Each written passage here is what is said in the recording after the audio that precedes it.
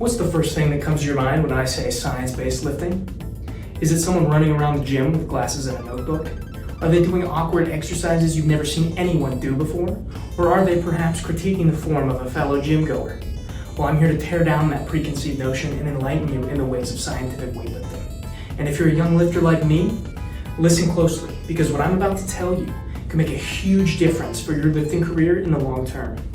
Incorporating science-based lifting procedures into your routines as a young lifter will prevent injury, help you maintain consistent progress, and give you a base of knowledge that allows for informed interaction within any lifting community. A science-based lifter is someone who employs weightlifting methodologies which are scientifically proven to be optimal. Things like progressive overload, periodization, and specific exercise choices. Naturally, the opposite school of thought is to use methods which are not necessarily scientifically proven to be optimal. For seasoned lifters, these methods tend to come from fellow lifters who have seen success anecdotally. This ideology is generally referred to as bro science. While the bros out there can see significant gains, by not addressing weightlifting as a science, they're leaving a ton of gains on the table and risking injuries in the process. While there is no one-size-fits-all strategy for weightlifting, I'm going to show you a number of science-based techniques which you can then apply to your specific program to make huge gains for years to come.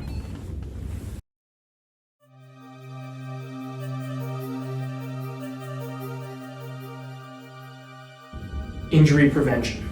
The first and perhaps most important aspect of science-based lifting, and it begins with mastering your form. Having good form is crucial for ensuring you're actually placing tension on the desired muscle in a way that protects your body from injury. You can lift weights in endless ways to achieve different results, but the most common form is bodybuilding. Bodybuilding places emphasis on muscle hypertrophy or muscle growth, with the goal of adding lean muscle mass and achieving an aesthetic physique.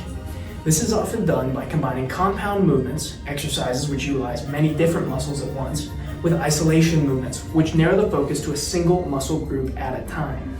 Perfect form is essential for both types of movements. Compound movements are done with heavier weights, so careful attention to form is required to prevent unnecessary exertion and injury.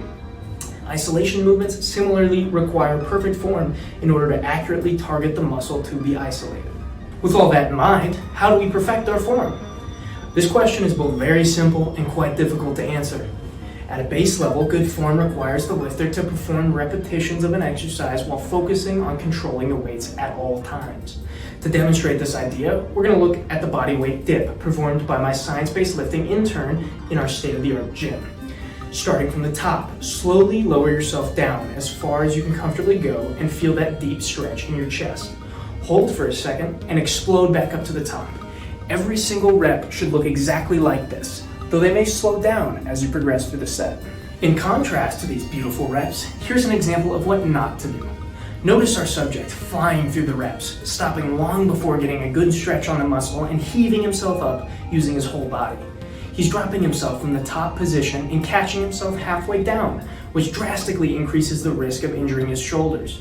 Additionally, by avoiding the bottom half of the movement, he's missing out on the extra time under tension for the muscle, as well as the deep stretch at the bottom, which has been found to be the most hypertrophic part of the movement. Finally, heaving himself up with his entire body using momentum prevents him from directing the most tension to his chest and his triceps, making this exercise inarguably less effective for building size in those muscles. This exercise also provides a unique opportunity to show you how performing a movement in a slightly different way can have a profound effect on the muscle which is being targeted. Dips can be done in two primary ways. The way we just saw, where the lifter is leaned slightly forward, the hips are pushed back, and the elbows are driven further out to the sides, which places the most tension on the chest. In contrast, when a dip is performed like this, with the chest held upright, hips stacked, and elbows largely tucked in, most of the tension is directed to the triceps. As lifters, we need to keep in mind how we perform exercises to ensure we're working the muscles that we want to be working.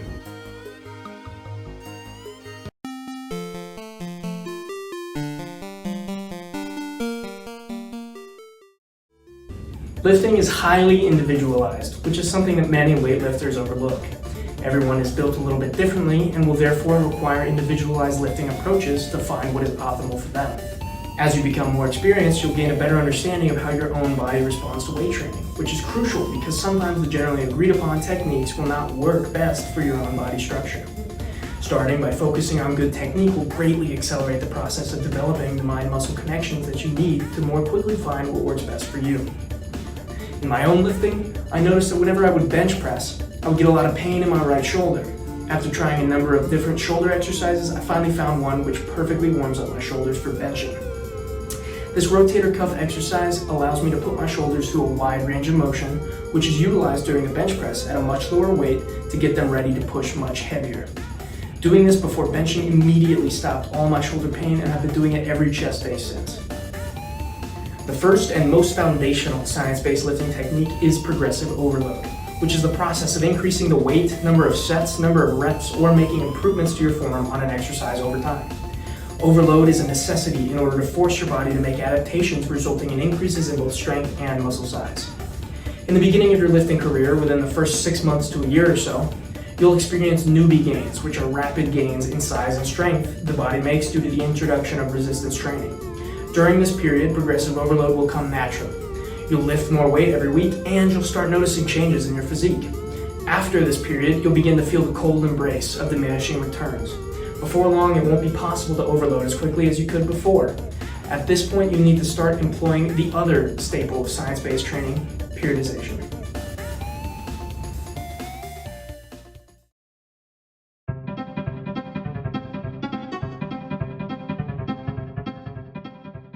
Periodization is the method of dividing your training into different phases or periods and manipulating sets, reps, or load for each phase to achieve specific adaptations.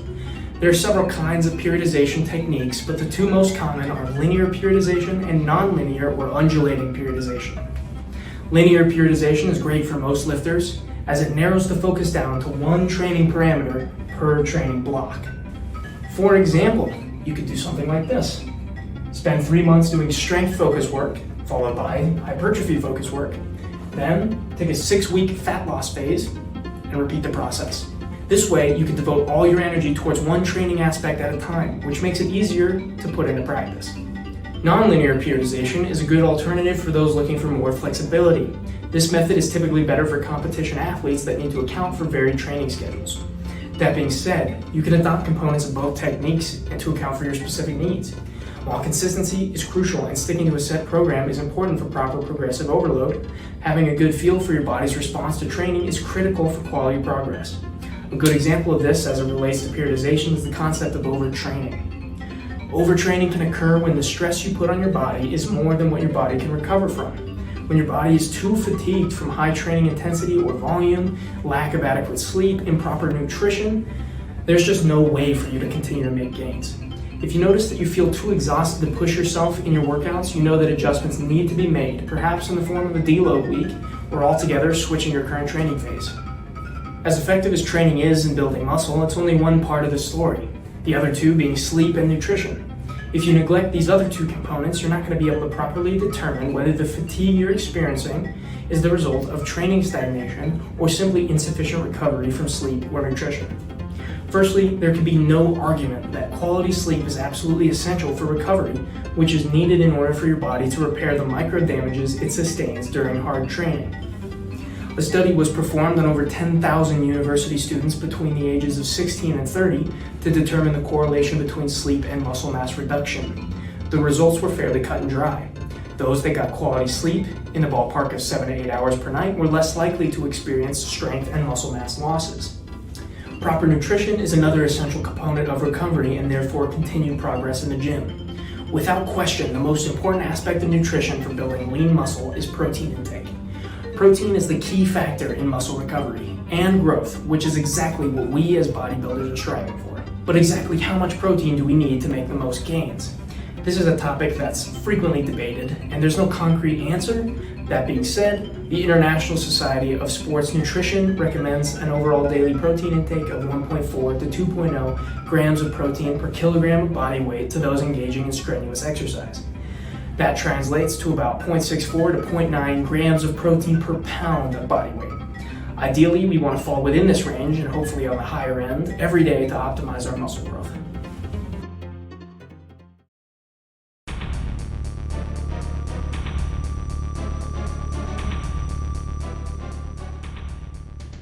On the subject of nutrition, let's talk supplements. Pre-workout is a common supplement used before a workout to get a quick boost of energy and endurance during the workout.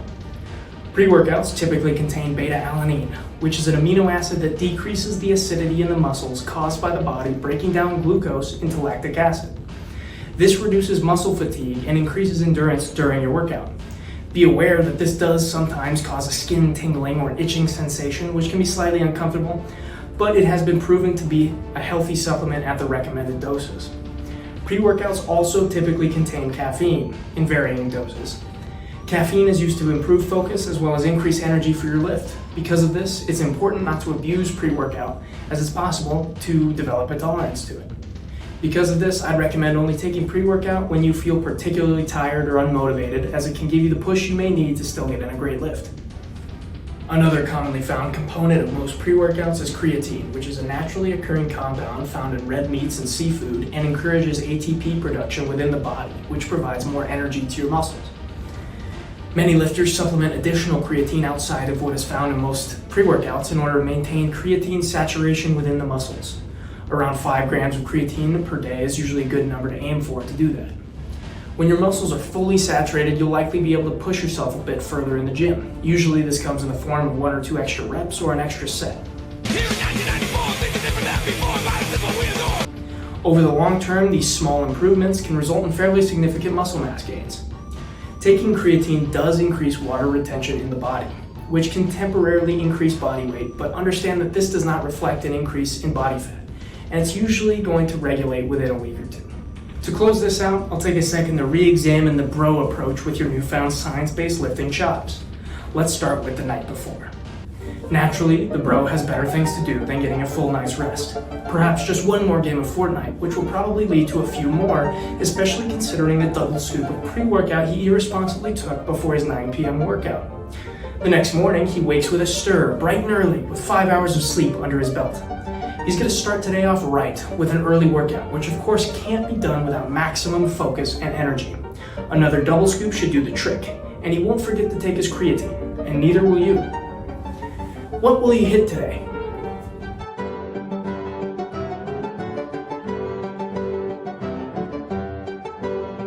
Arms it is. He screeches off to the gym with an incredible bicep pump on the horizon. He starts off strong with a set of 21s, 21 reps of barbell bicep curls where the first 7 only move through the bottom half of the movement, the second set moves through the top half, and the final set moves across the full range of motion. Of course, you're looking at this and thinking you should instead start with the top half, as that portion places the most tension on the bicep, so you want to do that part when you're the strongest. Next, you're thinking he should move to the full range of motion reps, as they still incorporate the most hypertrophic portion of the movement. Then he can finish with the bottom half reps because he's the most tired and they're the easiest to do. This way he's squeezing out a few extra partial reps to pump up that intensity. Of course, he knows none of that, so he just goes crazy for another 3 sets and then spends 25 minutes talking with his friend Owen, who really needs to work on his delt definition. What's most unfortunate is when the humble bro looks upon his deflated bicep peaks and compares them to the mountain ranges jutting out from the arms of 6-time Mr. Olympia champion Chris Bumstead, he may have a hard time convincing himself to stay natural. But not you. You, armed with your provenly safe and sparingly used quantity of pre-workout, mixed with your daily 5 grams of creatine, your knee braces, and your formidable mind fueled by a good night's rest, rush to the gym with glory in your heart. What will you hit today? The answer should be obvious. I'll see you there.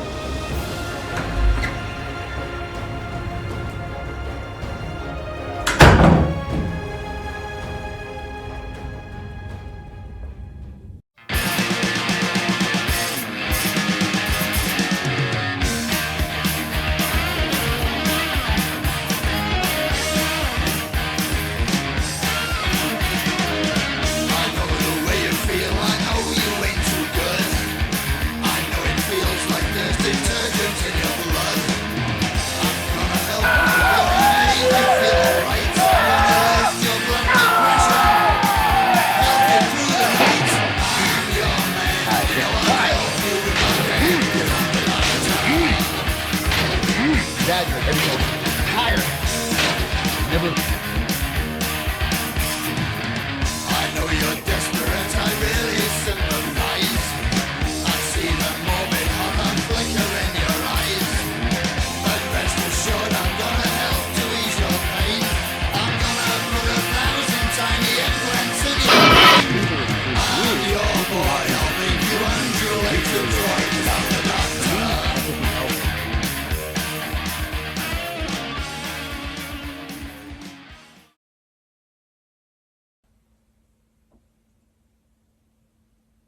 You're still here? Dude, the video's over. Get out of here. Go hit your damn protein.